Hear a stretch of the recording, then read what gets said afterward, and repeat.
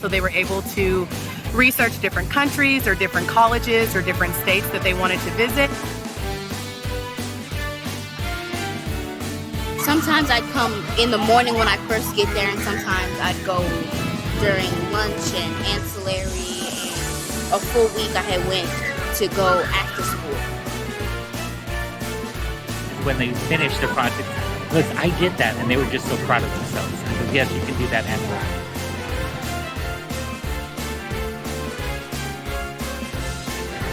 They had fun, and that is what it's all about, for them to have fun.